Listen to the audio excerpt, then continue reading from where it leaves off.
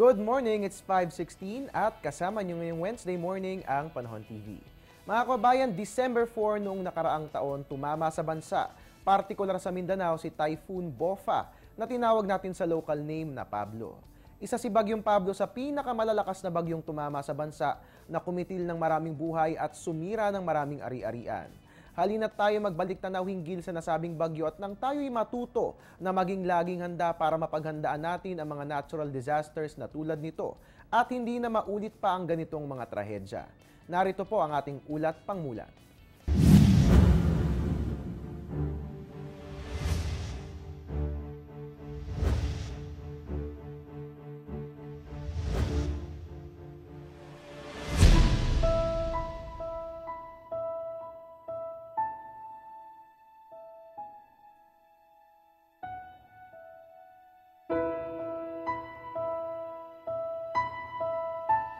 Ang daig nga nasisira, lahat ng bahay.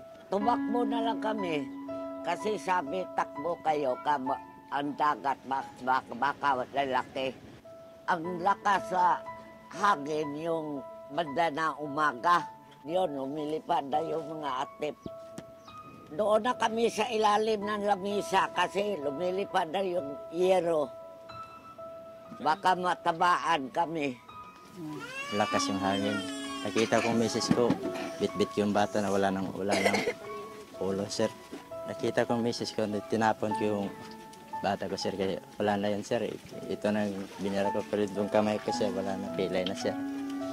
Iniwan ko na, sir. Siniguro ko na lang asawa ko. Kung hindi ko siya kinuha, sir, sama rin siya sa bata namin. Ang Bagyong Pablo ay may international name na Bopha. Isang salitang Cambodian na ang ibig sabihin ay bulaklak. Disyembre ng taong 2012 nang nanalanta ang bagyong ito sa Mindanao, Visayas at Palawan. Sa kasalukuyan, ito ang pumapangalawa sa listahan ng mga lokal na kalamidad na may pinakamaraming bilang ng iniwang danyos at taong naapektuhan. Batay sa pag-aaral ng impact forecasting, tinagurian itong World's Deadliest Catastrophe for 2012. Ayon sa Emergency Events Database, ang Pilipinas ang nagkaroon ng pinakamaraming bilang ng kalamidad sa buong Asya mula 1980 hanggang 2011. Isang pagsisiyasat mula sa World Bank ang nagsasabing titindi umano ang hagupit ng mga bagyong daraan sa bansa. At kamakailan nga ay nag-iwan ng malaking bakas ang bagyong Yolanda sa Eastern Visayas noong ika-8 ng Nobyembre. Binansagan itong strongest typhoon in the world para sa taong 2013. Kumitil ito ng higit sa 5,000 buhay at nakasira sa higit sa 30 bilyong pisong ari-arian.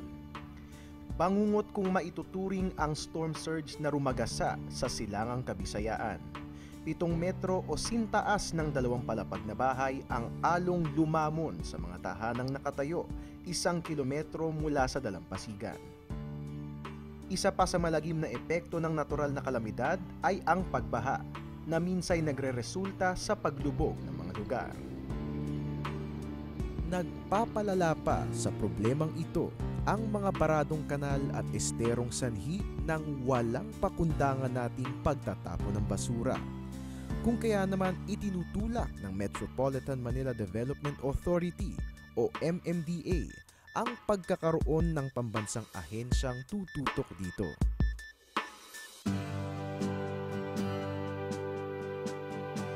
Dahil malimit tayong nakararanas ng mga unos, nararapat lamang na gumawa tayo ng mga hakbang upang mabawasan ang mga epekto nito. Hindi lamang nakasalalay sa mga konkretong programa ng gobyerno ang katatagan ng ating bayan. Bagkus, ito'y nagsisimula sa kooperasyon ng bawat mamamayan.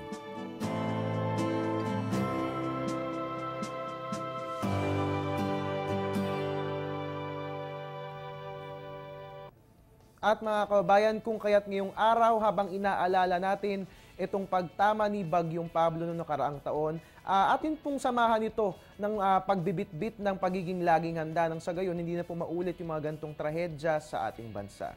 Alright, silipin na po natin ngayon itong aasang na ginang panahon sa susunod na 3 araw. Narito nga pong 3-day weather forecast natin sa atin ng Pag-asa. Diyan nga po sa Baguio, fair weather ang ating aasahan dyan bukas. Magtutuloy-tuloy po yan hanggang sa araw ng Sabado. Dito naman sa atin sa Metro Manila, magiging maaliwalas ang ating panahon bukas. Magtutuloy-tuloy po yan hanggang sa araw ng Sabado. At ngayon naman, ituloy na rin po natin ang pagsilip sa ating 24-hour public weather forecast ng Pag-asa. Dito po sa Luzon, sa Legazpi, magiging maulan ang ating panahon at ang temperatura 23 to 28 degrees Celsius. Puerto Princesa, magiging maulan din at makararanas tayo ng temperaturang 24 to 30 degrees Celsius. Sa Visayas po, sa Iloilo at Bacolod, walang dapat alalahanin dahil magiging maganda ang ating panahon. 25 to 30 degrees Celsius ang temperatura. Sa Metro Cebu, ganun din po, 25 to 31 degrees Celsius at maayos ang panahon natin dyan rather. At sa Tacloban, magiging maulan ang ating weather. So magdala po tayo ng payong dyan. Ang ating temperatura, 23 to 30 degrees Celsius. At bilang panguli sa Mindanao, sa Metro Davao, maaliwalas ang ating weather. Meron tayong temperaturang 24 to 32 degrees Celsius. Sa Zamboanga, makararanas po tayo ng isolated rain showers or thunderstorms. Ang ating temperature, 24 to 32 degrees Celsius. At sa Cagayan de Oro, fair weather po tayo dyan. Ang ating temperatura, 26 to 31 degrees Celsius. At ngayon naman po, alamin natin ang weather sa selected areas ng ating bansa. Sa Catbalogan, mataas pong temperatura, meron tayong 25 to 33 degrees Celsius at mababa naman po sa Calapan, dyan po sa Mindoro, ang ating temperature 23 to 28 degrees Celsius. Kidapawan, mataas pong temperatura, 24 to 33 degrees Celsius at mababa naman po sa General Santos City ang ating temperature, 23 to 33 degrees Celsius. At mga kabayan, magbabalik pa po ang Panahon TV. Huwag kayong aalis.